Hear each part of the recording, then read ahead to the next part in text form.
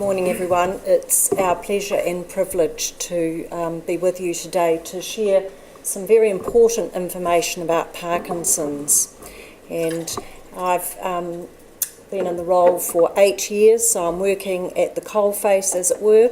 And I had a mother with Parkinson's, and I've got an aunt with Parkinson's in Sydney. So today I'm charged with talking about the impact of the non-motor symptoms in Parkinson's, which is an extremely important topic. So I'd like to begin with a quote from Dr. Barry Snow. Parkinson's is a complex and intensely personal disease. Each person, patient, carer or health professional is affected in different ways, and each person has a story to tell. I am repeatedly reminded that each person has a unique version of the disease. So that's a very good quote from Dr. Snow in Auckland. It is 200 years since Parkinson's was first described in the document The Shaking Palsy by Dr. James Parkinson. It remains a condition without a cure. Parkinson's is the second most common neurological disorder after Alzheimer's worldwide. Parkinson's occurs when dopamine-producing cells die off in an area of the brain, the substantia nigra. Dopamine, a neurotransmitter, enables quick, fluid and coordinated movement.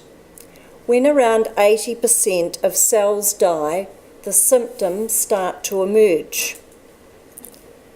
This process happens over many years, and the patient is unaware that they are losing dopamine. Why some patients develop Parkinson's and others not remains a mystery. In this presentation, I'm referring to idiopathic Parkinson's, that is, Parkinson's of no known cause.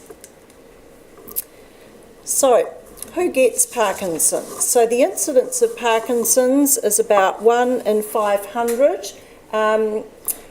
We've got about 10,000 New Zealanders with Parkinson's, maybe 9,500. Slightly more men than women get Parkinson's, and this is borne out in the people that we see.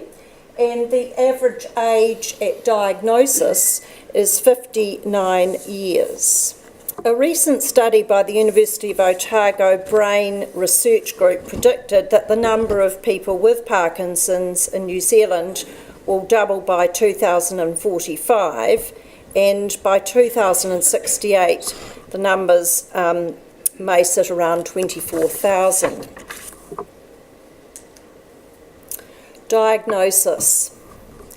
A long and frustrating journey for some. Parkinson's is hard to diagnose. This is because many of the symptoms are subtle in nature and can be attributed to other conditions. As well, and has been mentioned today, there is no definitive test that determines Parkinson's.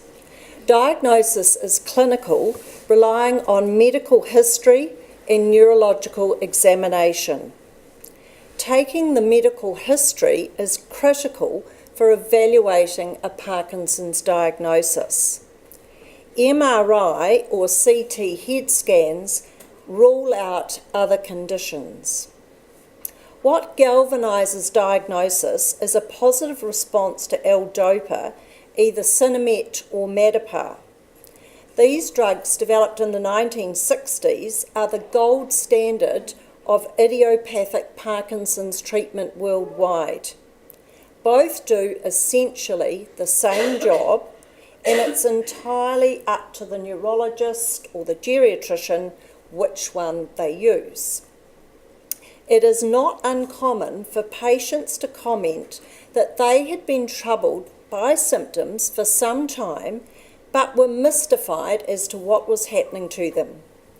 The road to diagnosis can be long and winding, and sometimes also overwhelming. Each patient reacts differently to receiving and processing this life-changing news.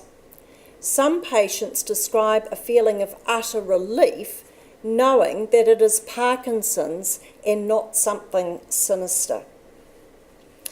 How the news is delivered can have a massive impact on the patient and their whānau.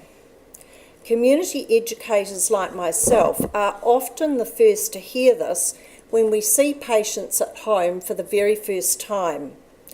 No two stories are ever the same, however there are common themes. Often when patients describe their journey to diagnosis, it's like pieces of a jigsaw coming together and finally the puzzle is complete.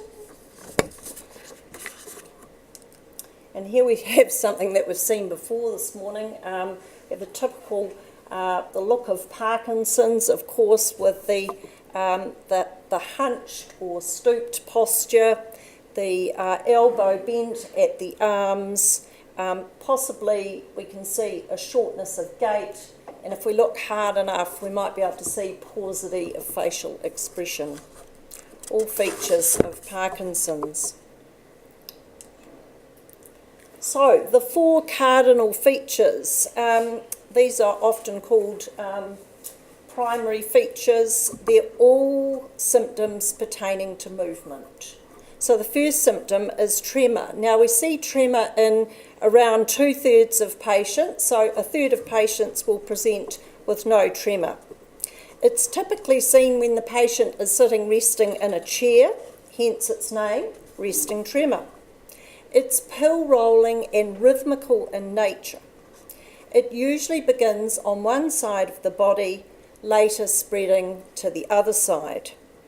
Tremor can occur in the hand or hands, the foot or the feet, the arm or the arms, the legs, the head, the chin, the tongue, in fact, almost anywhere in the body. And like all Parkinson's symptoms, tremor gets worse when the patient is put under stress. Most patients, however, seem to cope with tremor quite well. Tremor is difficult to treat in Parkinson's in that it is hard to eradicate it completely, but it's often able to be dampened down with medication. So the second feature is stiffness and rigidity. So stiff muscles in Parkinson's make movement harder to achieve or maintain. Tasks such as rolling over in bed are less automatic and more like a military operation that often fails in the execution. We often hear tales of patients winding up tangled in the sheets, on the wrong side of the bed, too far up the bed, or too far down. Once they're in this position, they are stuck and unable to position like you or I would.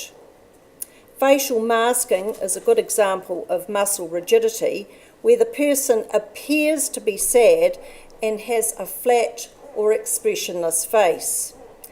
Contracted muscles in Parkinson's that don't relax can cause deep muscle aches and pains. Bradykinesia. This is the most prominent and disabling symptom of Parkinson's, and it's the one thing that is most complained about. Bradykinesia means moving slowly, struggling to initiate or start movement, problems with maintaining or completing movement. Changing direction is also difficult, and I did have one man who developed a festinating gait, and he would slam into the wall quite regularly at the rest home. He was unable to stop once he got going and got faster and faster. So bradykinesia pervades all aspect of the person's being. And here's a quote from one of our patients. I used to be able to get ready for golf in about 20 minutes. Now I have to get up extra early to get there on time. My wife tells me to hurry, but this only tends to make me worse. I just can't rush anymore. So the last cardinal feature is postural instability. So maintaining balance, keeping upright, and as I say to patients, keeping you out of orthopaedics. Posture in Parkinson's changes from a nice upright stance to a stooped, hunched shoulder look where the eyes make contact with the ground and not the horizon. This is a very visible sign of Parkinson's. Postural instability or lack of balance is a major contributor to falls. In neurological examination, this is confirmed by the pullback test, a test that many patients dread as the neurologist attempts to pull them backwards and off balance. And I recently saw a chap last week who thought the idea of the pull test was to just fall back gracefully and the doctor would catch him. I did explain to him what the story was there. Some patients will be posturally hypertensive as a consequence of their Parkinson's, and others will experience postural hypertension as a side effect of the medication we give them to treat the Parkinson's. This can dramatically increase the risk of patients falling. And here we have a lovely cartoon with the patient sitting on a wee chair there saying, "I don't really understand what's going on." And here we have the so-called expert, probably the doctor, saying, well, we don't actually understand what's going on.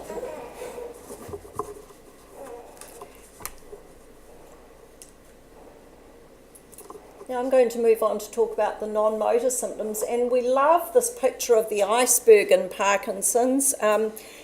The shape of the iceberg, first of all, the pointy bit, the bit that's above the water, is the tip of the iceberg.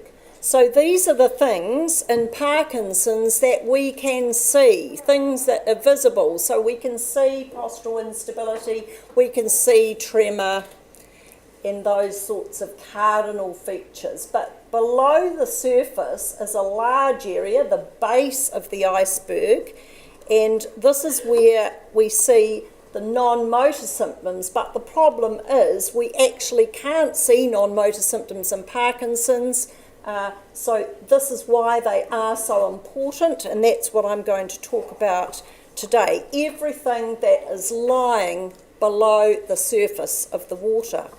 And I'm going to start by reading an excerpt from a patient I saw recently. It's an excerpt from her diary that she was using to take to the neurologist appointment. I have stiffness in my legs as well as leg and back pain. I now have difficulty turning over in bed at night. I was prescribed Medipar Rapid to help me walk properly first thing in the morning, but I am still stumbling and shuffling and my legs hurt. I wake frequently during the night with a burning sensation in my legs. Getting out of bed in the morning means bouncing on the edge of the bed till I can stand up. My daughter comes over once a week to help with housework and take me out for several hours so I don't feel so isolated. My husband still works from home on Wednesdays, and if I'm having a bad day, he has permission to work from home that day also. I find myself at the moment in a very emotional mood, wanting to burst into tears at the slightest moment. I'm still enjoying being creative and have so far been knitting blankets and beanies, cross-stitching proverbs, something I haven't done for several years. I'm doing beadwork, making decorated key rings. In fact, the house is starting to look like a craft shop, but it helps me get through the days when the loneliness kicks in. I am not sleeping well. About one night in 4, I manage to sleep most of the night. I'm also having shivering attacks, feeling cold attacks each afternoon and early evening. I can't get warm, and the only thing that helps is to put a hot wheat pack on my ribs or my chest. The shivering attack starts off with my ribs hurting and then the feeling of having ice running through me. It's quite a weird feeling. I am also, for the first time, starting to feel fatigued, something I have never experienced with Parkinson's before. And by 5 p.m, most days I just want to curl up and go to sleep. I am still cooking the evening meal, doing the washing and ironing, managing to shower myself, although I make sure that I am not alone in the house when I do that. My main concern at the moment is the fact I am unable to walk properly and I have a burning, stinging pain in my left ankle which is swollen. Also, my emotional state is not good. It's not the depression which I have had before, but it's just a feeling of wanting to cry. I have no thoughts of self-harm or anything similar. I guess it's more like the dread of isolation that affects me most.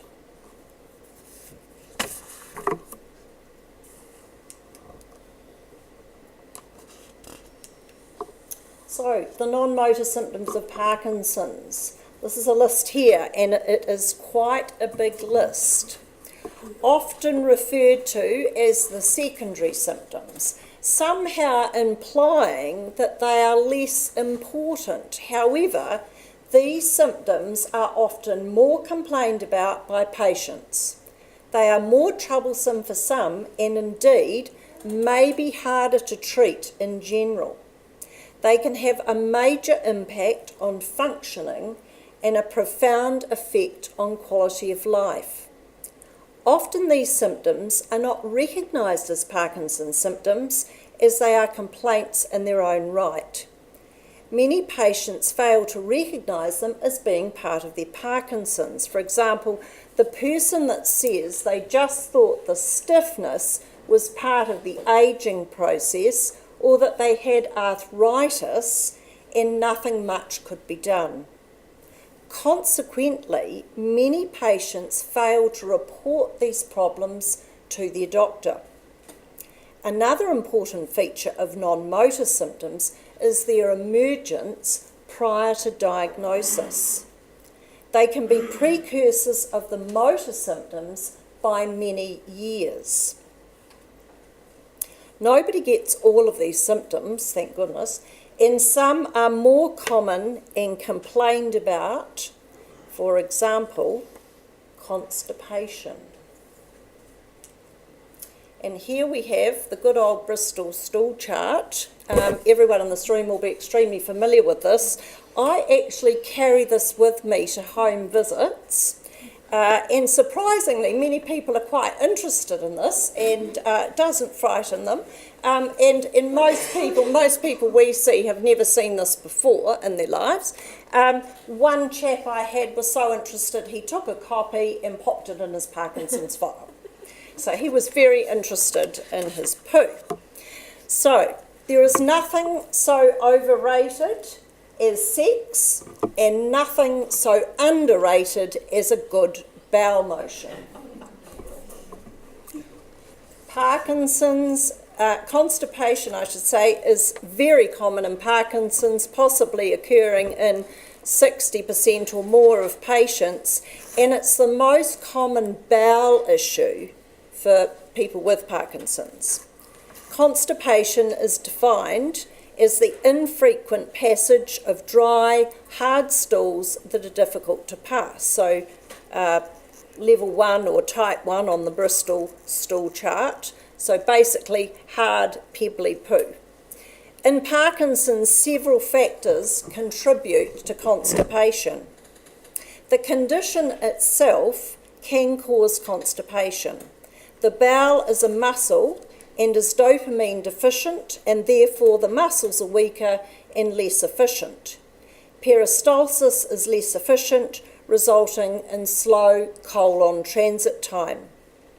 It may be difficult to pass bowel motions because of poor muscle coordination and a weak anal sphincter, particularly in women that have had children. Some medications used to treat Parkinson's are good contributors to constipation, for example, anticholinergics such as amantadine, levodopa, as well as other medications for, say, pain relief, heart function or blood pressure. Incomplete emptying of the bowel can also have an effect on constipation. A diet poor in fibre can lead to constipation. Some patients are unable to adequately chew and swallow fruit and vegetables safely due to the impaired swallow reflex, which is a feature of Parkinson's for some folk. This means some patients are going to have a restricted diet, some will be on a modified textured diet, usually directed to ensure safe eating, and this usually comes from the speech-language therapist or the dietitian on the team. In addition to this is poor fluid intake. Many patients deliberately reduce their liquid intake in order to gain control over their bladder, especially if mobility is an issue and simply getting to the toilet takes a large amount of effort coupled with the risk of falling. And some patients are just not big drinkers anyway, even throughout their lives, so they're not going to drink much, and of course this further compounds any constipation problems. Untreated constipation will make the patient feel generally unwell and sometimes lethargic. A fully loaded bowel can put pressure on the bladder, making the patient void frequently. Extreme constipation can lead to bowel impaction with overflow diarrhoea, an emergency situation, and I did have one chap that was fairly elderly that happened to. I was actually surprised that he was still alive when I went round.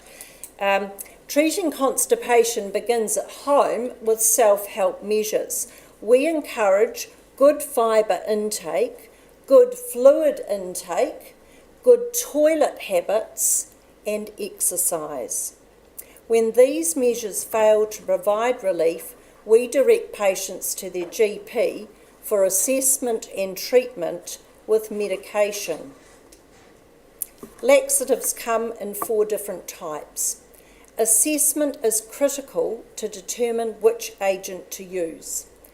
We discourage patients purchasing a supermarket product as they may choose a product that's not appropriate for their problem. So we often have people that say, well, I'm going to buy Flow because I saw it on the TV and the neighbour's using it and they think it's really good. So constipation can be a precursor to a Parkinson's diagnosis, and in fact, when we ask patients about this, many folk tell us they've been constipated for years and they've never done anything about it. However, in the absence of any motor symptoms, one would not assume a Parkinson's diagnosis simply on the basis of constipation alone. Patients will not always report constipation because they're either embarrassed or uncomfortable talking about this even to their family doctor. They may not discuss such a private matter with their carer or partner, and they're certainly not going to discuss it with their friends. So some patients will go untreated and end up feeling quite miserable when it is entirely treatable and manageable. As part of my role, I have the luxury of a bit more time to build rapport and trust to support a comprehensive assessment of Parkinson's symptoms. So we spend quite a bit of time with patients. We're with them in their own home. So I think that also helps for them to open up about the things that may be troubling them that they felt they weren't able to tell perhaps the geriatrician or the neurologist. So in my case, I allow 2 hours for a new patient visit, and I never book anyone after that because I just don't quite know how long it's going to take.